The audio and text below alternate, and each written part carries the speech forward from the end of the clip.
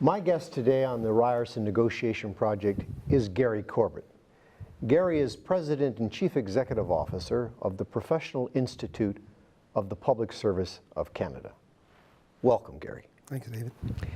Gary, tell us a little bit about your role as President and CEO of the Professional Institute of the Public Service of Canada. Sure. We represent 60,000 members. The Professional Institute is a union. Represents 60,000 members across the country who work for the federal public service, and we also have some members in the provincial jurisdictions. They're professionals in that they're highly educated, highly qualified professionals who are nurses, doctors, engineers. So we represent them in terms of collective bargaining and representation in terms of grievance handling, mediation services, those types of things. And we have a staff of 140 people across the country, 6 regional offices, and those staff do those mandates of serving members, activities on collective bargaining issues and representational issues. These professionals would be statisticians, would be nurses, lawyers, economists, individuals of that nature. Is that correct? Yeah, there's groups of them. We hold the bargaining certificates for the groups. Engineers, all of the engineers in the Government of Canada, there's about 3,000, a little over 3,000. Professional engineers who are designated in the provinces, and also some provincially designated engineers, those types of occupations, even some doctors who work in the federal public service. So this is a fairly major bargaining unit that you are the president and CEO. Yeah. Tell us a little bit about mandates, how you go about developing your mandate, your strategic plan, your preparation for those kinds of things. Well, with respect to bargaining and negotiations, it usually starts with, at the very beginning, with we have employee representatives or negotiation officers who are in charge of these groups, and it usually starts with surveying the members. We send out surveys, we talk to the members, we talk to their elected group executives, because we're a very democratic organization, and we ask them what's front and center on their mind in terms of, do you want to see pay increases? Do you want to see pay for professional fees, for example? So it starts with surveys. Those surveys are brought in, tabulated, and then there's some discussion with the groups, the elected representatives, where we can start to establish objectives and strategy on how to achieve those objectives at the bargaining table. So if I understand you correctly, with your 6 regional offices, you would survey those individuals that are in those different regions, tabulate what the preferences are in terms of the memberships across the country. Am I correct in that? Yeah, well, we wouldn't so much use the regional offices. The regional offices are more for the organization in terms of providing representational services. Our bargaining services are more central to Ottawa, our head office in Ottawa, and from there we would work with people like the engineers, for example. Professional engineers are right across the country, and they're one group. So we would work that survey from the central office. But nevertheless, it comes back, staff do the tabulation. What would be I guess there's nothing normal, but if one were to look at the surveys and coming back, how many types of different issues would come to the forefront? Would you get 10 objectives, 12 objectives, 15 objectives? How many would you normally get? It's a bell-shaped curve, obviously,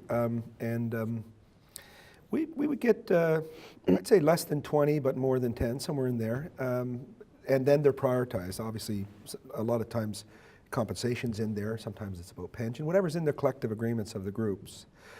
Sometimes there are only a few ideas that come forward, like we dealt with an issue a number of years ago with respect to terminable allowance for professional engineers.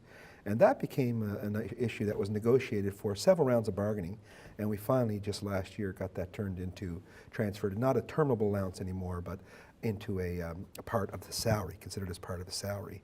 So these negotiations can go for several rounds.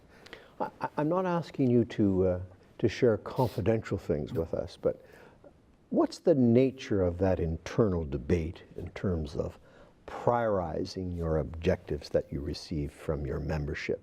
Is it pretty intense? Is it a lot of time? How does it work? Well, when the survey comes in, usually our staff, who are professional negotiators with administrative support, work with an elected body, who the members elect, called the group executive.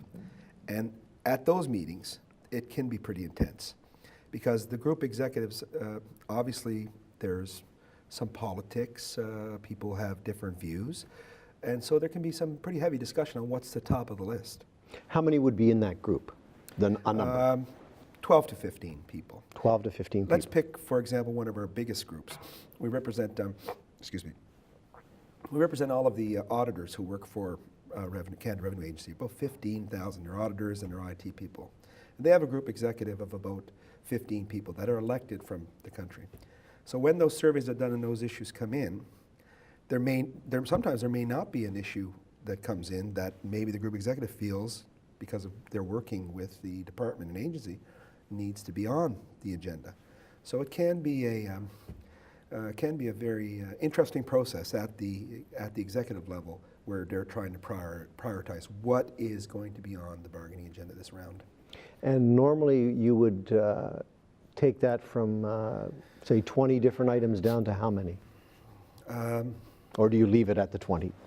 Well, I mean, it's a matter of strategy of bargaining. Sometimes you want more what we call red herrings, things that aren't important and will drop off the list just when appropriate. It's a strategic part of bargaining. Sometimes there are issues that you don't really care about, but they're there, so that, and either side can do this, so that it looks like a concession you're giving up for something else. Well, we'll come to your concession strategy in a moment, but I'm glad you've tweaked on that in terms of the number of different issues that you would put together for the purposes of negotiations. Tell us a little bit about the quality of your information and your analysis that you would share with the government on your issues. How does that work? Where do you get this information? Is it third-party information? Is that authenticated by a third-party institution? How does that work? You've hit on something that's extremely important, because going into a negotiation without information is akin to, like, as they say, going into a gunfight with a knife. And I don't mean to indicate that bargaining is somehow violent. It's certainly not, but it's a strategic strategy to it. So you really have to have really good information. You really have to have the best information.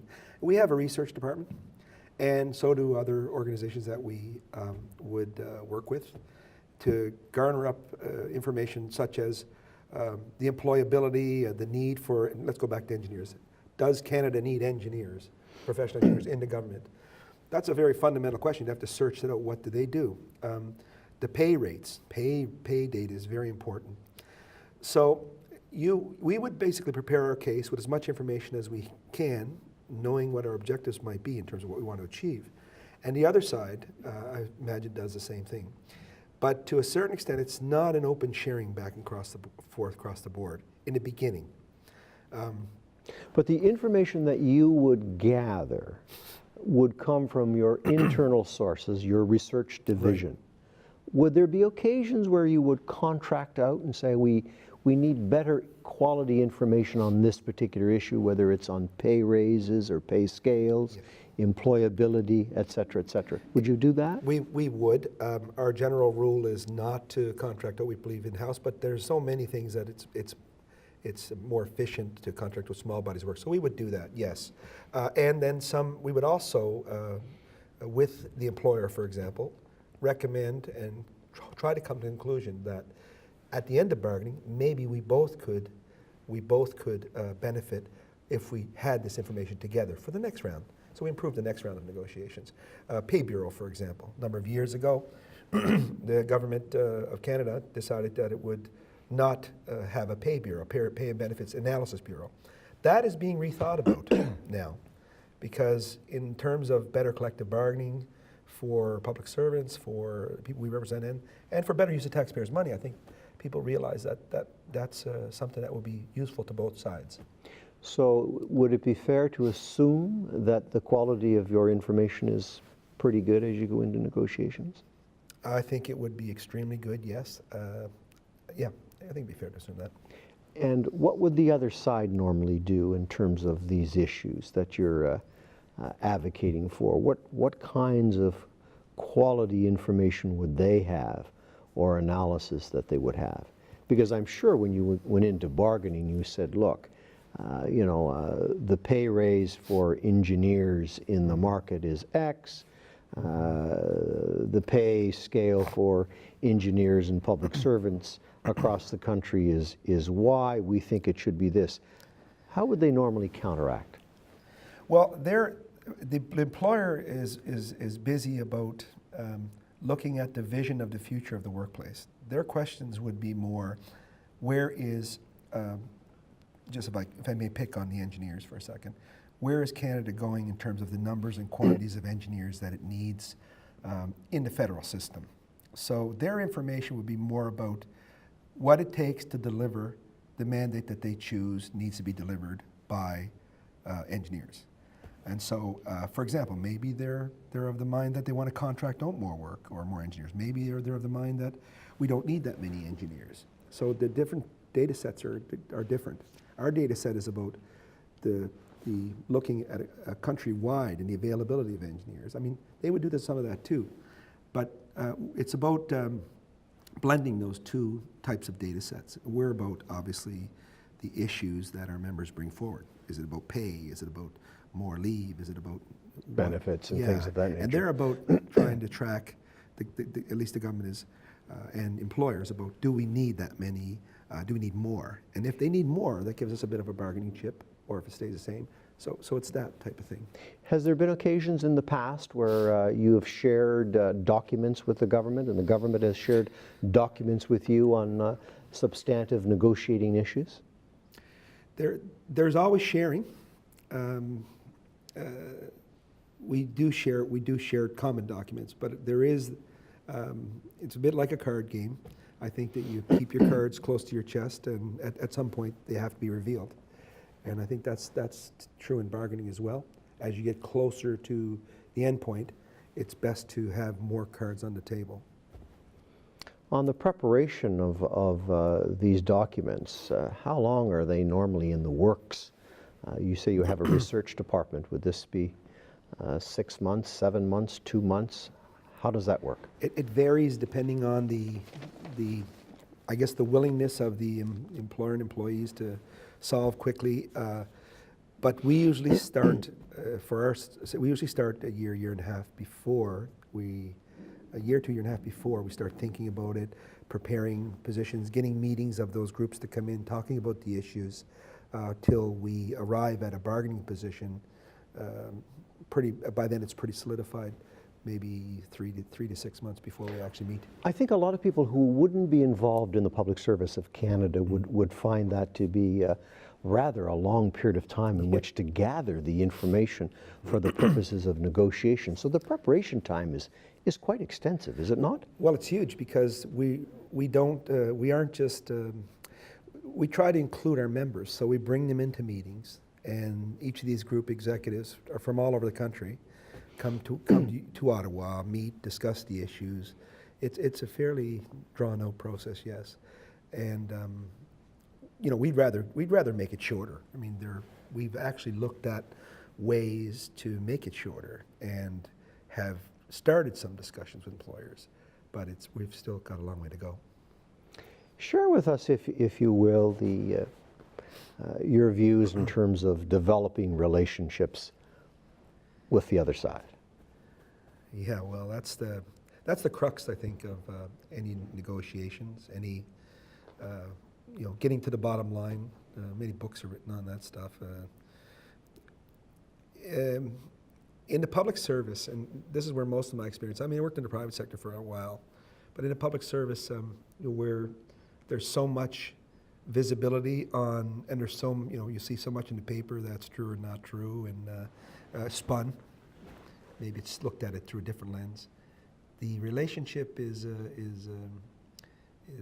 constantly constantly work at it. So there's a lot What do you of. mean by constantly working at it? Give us some examples, if you would, please. Well, I can give you a very recent example. It's very topical.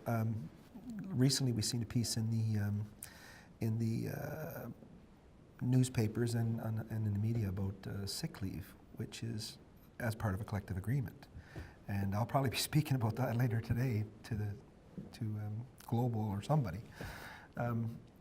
These are parts of a collective agreement, but we see sometimes this stuff leaks out for whatever reason. It's usually from a left or a right-wing agenda organization that talks about an issue that is the purview of collective bargaining, but it gets out in the public. So when that gets out in the public and then the cameras come on me or another union leader and said, you want to respond to it.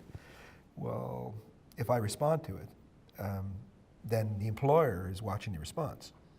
And so that sometimes doesn't bode well for relationships. I mean, the employer being Government of Canada, Mr. Clement is in the news as well, so am I. So, it could be counterpositional, and that could cause some problems. But what do you and your team do in terms of trying to develop relationships with the other side? Well, to be frank, sometimes we wonder who we're negotiating with in the federal public service. We meet with bureaucrats. We ask to meet with ministers sometimes. Sometimes we achieve that. I believe, our organization, being that we need to keep talking, we need to have a real... But your primary focus would be the Treasury Board, would it not? It would, but... Treasury Board ministers and the support staff of Treasury Board, deputy ministers and people of that nature? In the past, it's changed a little bit in my understanding. Yes, it is definitely Treasury Board, whether it's the minister or the line between the minister and the deputy minister, where it's at in there, I think moves back and forth depending on the government in power. So some days we're feeling like we're bargaining with Tony Clement, and some days we're feeling like we're dealing with the minister, the deputy minister, or the ADM. And would you have occasions to meet with the deputy minister to just express your concerns about a variety of different issues? Would you send them faxes? Would you email them? Would you give them a written report? How would it work in terms of that relationship? If there's an issue, we could pick up the phone, give them a call, send a letter. Sometimes find a solution that we think would be an agreement, and basically said, here's an MOA, we think this will work, send it off. So there's that to and froing at the bureaucratic level.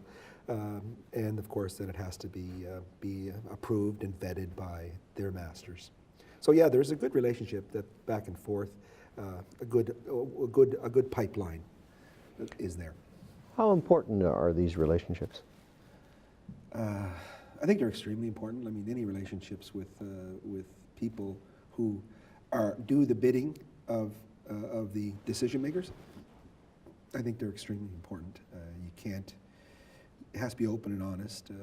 For example, sometimes I get, just going back to my previous point, I get from the bureaucratic people, why did you do that in the press?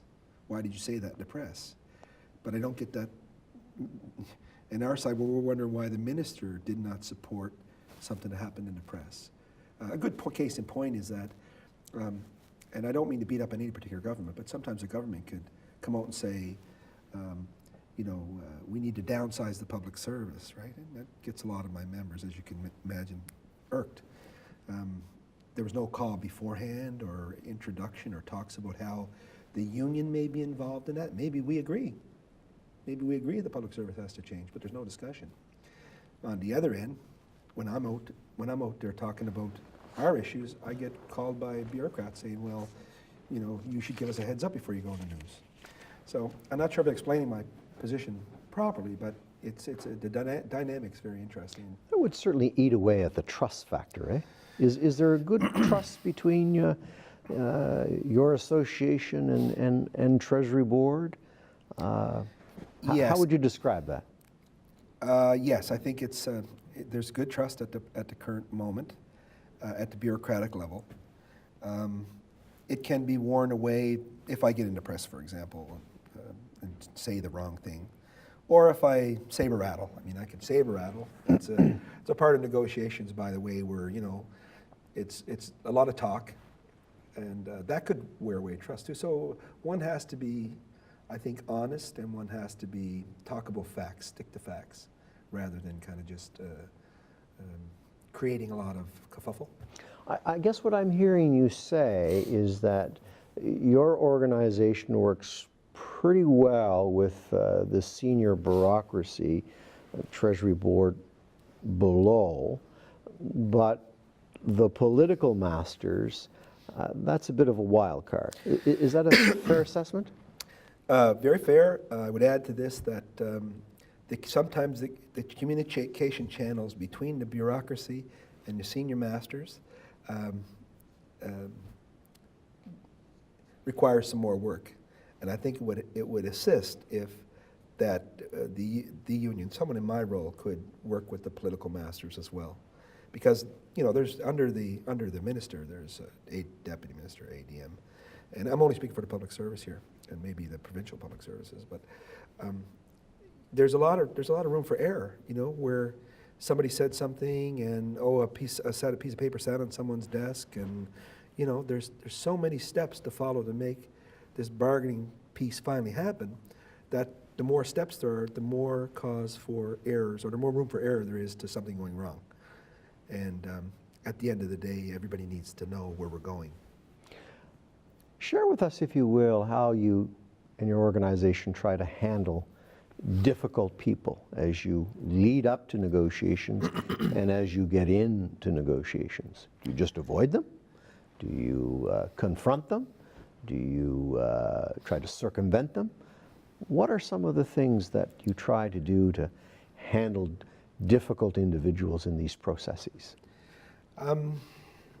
It kind of goes back to philosophy. I think my philosophy, our philosophy, goes back to the idea that it takes a village to raise a child. Now that's fairly simple analogy, but no one person could convince any one other person to do any particular thing if they didn't want to do it. I mean, maybe they could, but it's a long argument, it's drawn out, and sometimes.